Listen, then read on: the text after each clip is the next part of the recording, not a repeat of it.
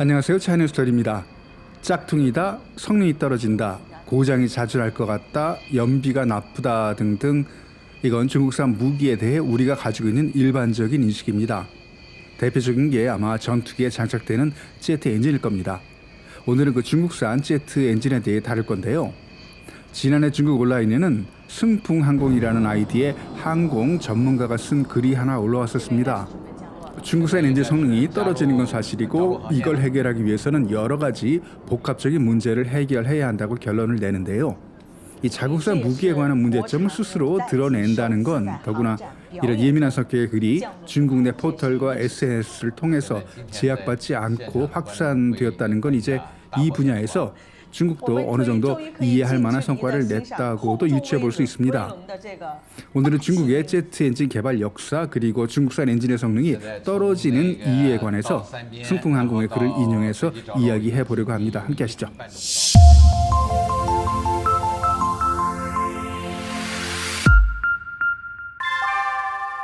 1950년대 초반 소련 엔진을 카피한 HSO 엔진을 개발하면서 중국의 항공산업이 시작됐습니다.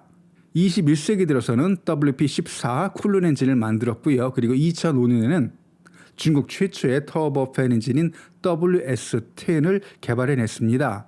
그리고 민간용으로는 2011년 샤프란의 립 엔진을 벤치마킹해서 만든 CJ-1000A 엔진을 만들었습니다. 이렇게 중국 엔진들은 대부분 러시아제 엔진을 라이센스 혹은 불법 카피하는 방식으로 제작, 발전해 왔고 그 결과물이 중국 5세대 전투기인 J-20에 탑재된 WS-10B 엔진이었습니다. 성능과 안정성 면에서는 미국이나 러시아제 엔진에 비해서 당연히 성능 차이가 있었던 엔진이었는데요.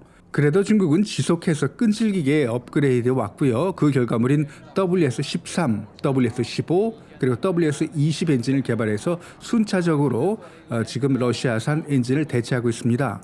이렇게 군용 엔진들은 어느 정도 성과를 내는 중국이지만 민수용 엔진 분야에서는 경쟁력이 아직 없습니다. 작년에 공개된 중국의 중형 여객기 C919에도 원래 탑재 예정이었던 CJ-1000A 대신에 미국 프랑스 합작여객인 샤프란의 립 엔진이 탑재되었다는 것만 봐도 이 민수용 엔진은 군용 엔진과는 다르게 연료 효율은 물론 안정성 그리고 가격 경쟁력 면에서도 서방 기업들과 경쟁해야 하기 때문입니다. 제트 엔진의 작동 원리를 간단히 알아보면요. 먼저 팬을 돌려서 공기가 들어와 압축되고 이 압축된 공기에 연료가 연소되면서 이때 발생한 높은 온도 고압의 가스가 터빈 플레이드를 회전시켜 추력을 발생시키는 구조입니다. 엔진 내부는 섭씨 1700도 이상 고온에 분당 수만 RPM의 회전 속도로 작동합니다. 이렇게 극악한 조건에서 안정적인 성능의 항공 엔진을 개발하기 위해서는 기계, 재료, 전자, 화학 등 국가산업 전반의 첨단 기술들이 필요합니다. 예를 들어 고온 소재 개발은 엔진 내구성 그리고 성능에 큰 영향을 미치고 정밀 전자부품은 자동화 제어기기 등을 향상시키는 데 중요합니다. 여기에 제트 엔진은 고속 회전으로 작동하는 방식이라 진동과 음향 문제도 고려해야 합니다. 오늘 영상 초반부에 언급한 중국 엔진의 문제가 단지 부품 소재 때문일까라는 글에서는 우리와 관점이 다른 부분도 있지만 중국인이 자국산 엔진의 문제점을 일반인도 이해하기 쉬운 수준으로 분석에 흥미가 있었는데요. 중국인의 관점에서 중국산 엔진의 성능 부족 문제를 어떻게 보는지 알아보겠습니다. 제트 엔진 개발은 국가의 산업 기술력뿐만 아니라 경제적인 능력도 중요합니다. 미국의 F-22 전투기에 탑재된 프렛 앤 휘트니의 F-119 엔진의 예만 봐도 초기 개발부터 생산까지 20년 정도 걸렸습니다. 미국은 지난 50년간 항공 엔진의 개발과 관련돼서 사전 연구 비용만으로도 1000억 달러 이상을 투자했습니다. 참고로 제트 엔진의 수명은 미국산 엔진들이 대략 12,000시간, 러시아 엔진은 4,000시간 정도, 그리고 중국 엔진의 경우 초창기에는 수백 시간에서 발전해서 1000시간을 넘었지만 최근 들어서는 러시아와 비슷한 4,000시간까지 끌어올렸다고 합니다.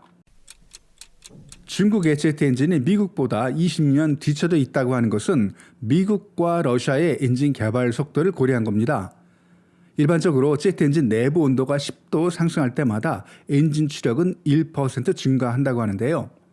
세계 최고의 엔진 업체라고 해도 엔진 내부 온도를 연간 평균 10도 정도 올리는 게 한계치라고 합니다. 그런 기준으로 중국산 엔진과 미국산 엔진의 내부 온도를 비교해보면 200도 정도 차이가 있고, 이런 데이터를 기준으로 중국이 미국에 비해 20년 뒤처졌다는 말이 나왔습니다. 1974년 중국 공군의 J6 전투기가 3번이나 추락하는 사고가 있었습니다. 원인은 전투기 엔진에 카드뮴 도금이 되어 있는 부품이 깨지면서 엔진 고장을 일으켰기 때문인데요.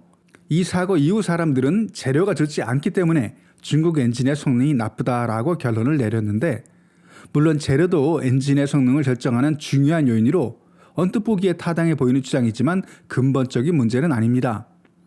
일반적으로 중국 엔진의 단점은 수명이 짧고 고장률이 높다는 인식인데요. 고장의 직접적인 원인은 엔진 베어링에 엄청난 부하가 걸리면서 부품 파손이나 크랙이 발생하는 것이고, 외부 하중, 충격, 진동을 견디지 못해 발생하게 된 겁니다. 그동안 중국에서는 엔진 소재의 문제 때문에 이런 사고가 발생한다고 생각해 왔습니다.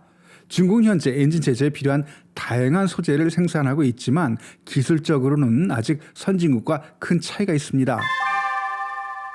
니켈 계합금은 여전히 고출력 엔진을 개발하는 필수적인 소재지만 중국은 대부분 수입에 의존하고 있고, 중국에서 생산한 니켈계 재료는 국제 규격을 통과하지 못한 수준입니다. 이렇게 엔진의 재료 문제도 있지만 좀 더 세밀하게 관찰하면 설계의 데이터, 엔진 개발의 장비, 설계 제조 협업 등 복합적인 원인이 섞여 있습니다.